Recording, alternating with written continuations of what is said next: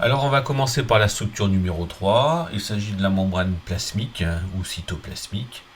Donc c'est une membrane qui va séparer le cytoplasme de l'environnement dans lequel baigne le micro-organisme.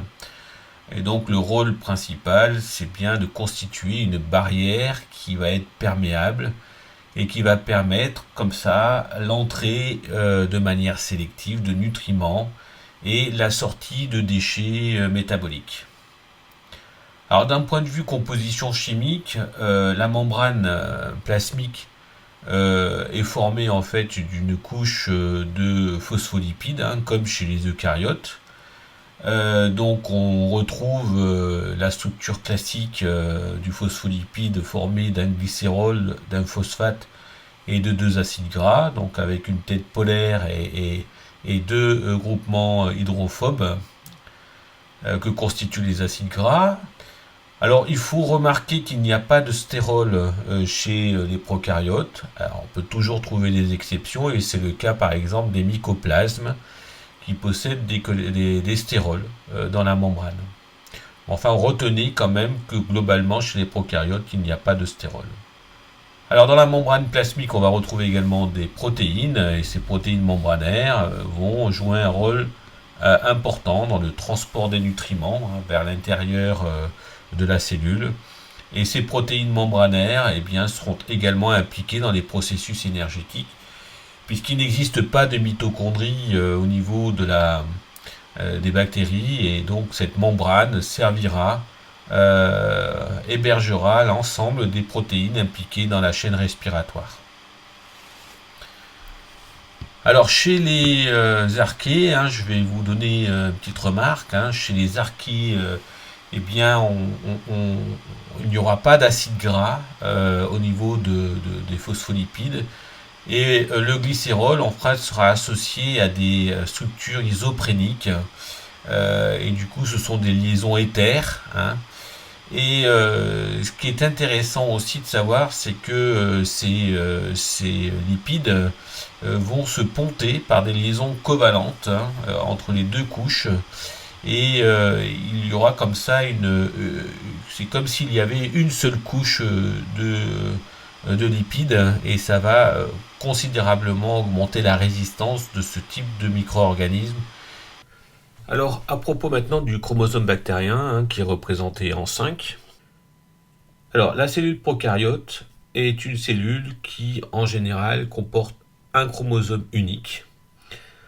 Alors, le monde microbien est le monde qui nous permet d'illustrer les exceptions, globalement. Alors, il faut savoir qu'il existe quelques espèces qui possèdent deux chromosomes. Mais enfin, c'est rare, on va retenir que globalement, les chromosomes sont uniques.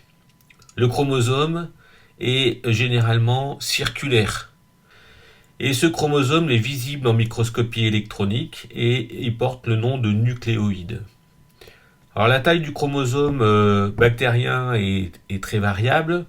Ça va de 0,58 mégapaires de base chez Mycoplasma genitalium par exemple, à 8,66 mégapaires de base chez Streptomyces solicolor.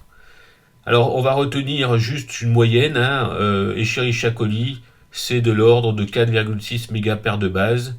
C'est au moins celui-ci qu'il faut retenir. La majorité du chromosome bactérien code pour les protéines, en règle générale. Alors la structure numéro 9 correspond aux inclusions. Alors on va considérer que ce sont des structures que l'on peut rencontrer chez les micro-organismes. Ils ont une fonction de stockage de divers composés qui sont impliqués dans le métabolisme énergétique généralement. Alors ils sont formés lorsqu'il y a du carbone qui est en excès, lorsque le micro-organisme se trouve dans un milieu où le carbone est en excès. Et les polymères qui sont stockés dans ces structures, ces inclusions, seront utilisés, catabolisés comme source de carbone et d'énergie lorsque le milieu sera insuffisant. Alors les formes de stockage, c'est du polybêta hydroxybutyrate, entre autres, mais vous avez aussi du glycogène. Alors certains micro-organismes sont capables de métaboliser ou plutôt d'accumuler des polyphosphates, hein, et qui sont intéressants au moment de la réplication de l'ADN, de la synthèse des acides nucléiques. Eh bien, il aura recours à ces inclusions de polyphosphates. Alors concernant les ribosomes, donc c'est donc la structure numéro 10, hein, ce ne sont pas des organites, hein, ils sont dispersés libres dans le cytoplasme de la bactérie. Alors c'est comme les eucaryotes, hein, les ribosomes sont impliqués dans la production des protéines par traduction des ARN messagers. Alors petite remarque intéressante, c'est que chez les micro-organismes qui n'ont pas de noyau, comme les prokaryotes, eh bien, réalisent la transcription et la traduction en même temps. C'est-à-dire que la traduction est un processus qui est co-transcriptionnel. Alors la structure numéro 7 correspond au mésosome. Alors le mésosome correspond en fait à une invagination de la membrane plasmique. Alors les fonctions du mésosome sont encore relativement mal connues, mais en gros, on a deux grandes idées. Il fixerait le chromosome bactérien au moment de la réplication. Donc ça, c'est le premier point. Et le deuxième point, c'est que le mésosome serait impliqué dans les processus de respiration cellulaire. Hein, donc il abriterait l'ensemble des enzymes qui seraient impliquées dans la phosphorylation oxydative, donc la production d'ATP pour la cellule. Alors en ce qui concerne la paroi, c'est la structure numéro 2. Alors la paroi donc fera l'objet d'une capsule qui lui sera dédiée. En gros, il existe deux types de parois. La paroi peut être mise en évidence par une coloration de grammes.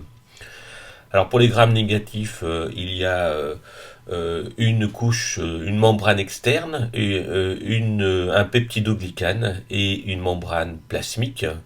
Et entre la membrane externe et la membrane plasmique, vous avez le périplasme. Donc voilà pour les grammes négatifs. Et pour les bactéries grammes positifs, en fait, vous avez une couche beaucoup plus épaisse de peptidoglycane. Et en dessous, vous avez une membrane plasmique. Alors globalement, la membrane cytoplasmique et la paroi vont délimiter la cellule et assurer le contact et les échanges avec l'environnement. Donc la paroi comme la membrane cytoplasmique sont essentielles aux fonctions cellulaires majeures comme le transport de nutriments ou l'intégrité de la cellule. Alors on va parler maintenant des structures facultatives chez les bactéries. Alors on va commencer arbitrairement par la spore. Je ne l'ai pas représenté ici dans le schéma. Alors lorsque certaines bactéries sont placées dans un milieu ou dans un environnement qui leur est défavorable, ils vont entreprendre un processus de sporulation. Donc ils vont mettre en place une structure interne qu'on appelle une endospore et donc qui sera une structure très résistante, donc notamment à la chaleur par exemple ou à différents facteurs chimiques. Alors les organismes qui sont sporulés vont pouvoir donc résister à ces conditions environnementales un peu particulières comme des températures élevées, comme la présence ou la carence dans un milieu tout simplement. Et les spores ont un gros avantage, c'est qu'elles peuvent être disséminées par des voies donc simples, comme le vent ou comme l'eau, ou comme les déjections animales par exemple. Alors il existe un certain nombre de micro-organismes capables de réaliser une sporulation, hein. Donc ça a été particulièrement bien étudié chez les bacillus ou les clostridiums. Mais enfin, on peut trouver des processus de sporulation chez les archéas, par exemple, ou certains firmicutes. Alors, deuxième structure, qui est une structure facultative, c'est la numéro 1, c'est la capsule. Alors, la capsule est aussi appelée la couche mucoïde, et elle est de nature protéique ou polysaccharidique. Alors, la composition de cette capsule est très variable selon les micro-organismes. Et ces couches mucoïdes jouent un rôle important dans l'attachement de ces cellules sur des surfaces. Et notamment, ils participent au processus de pénétration d'un pathogène dans un micro-organisme. Et le deuxième rôle important, de par la capacité d'attachement sur des surfaces, c'est la mise en place de biofilms. On en parlera dans une autre capsule. Alors, autre structure facultative, ce sont les flagelles. Alors, les flagelles, j'étais numérotés en 8.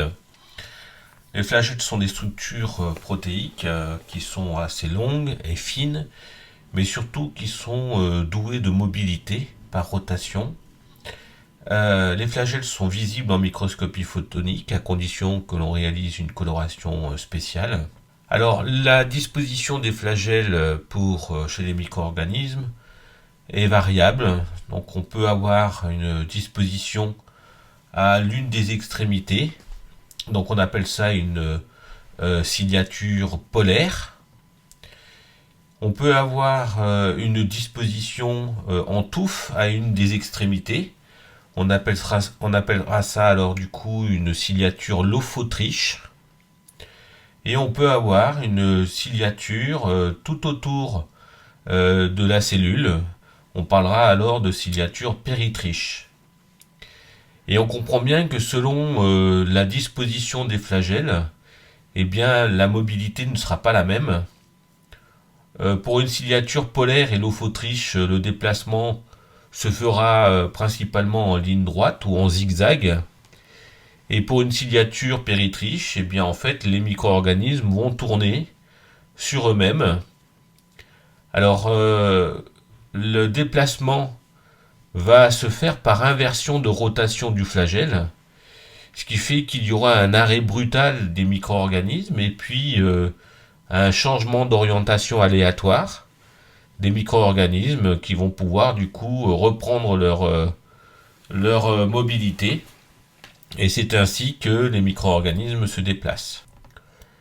Alors en ce qui concerne les Fimbriae et les pili, alors ce sont des structures qui sont des filaments protéiques, mais qui sont dépourvus de la capacité de rotation, comme pourraient le faire les flagelles.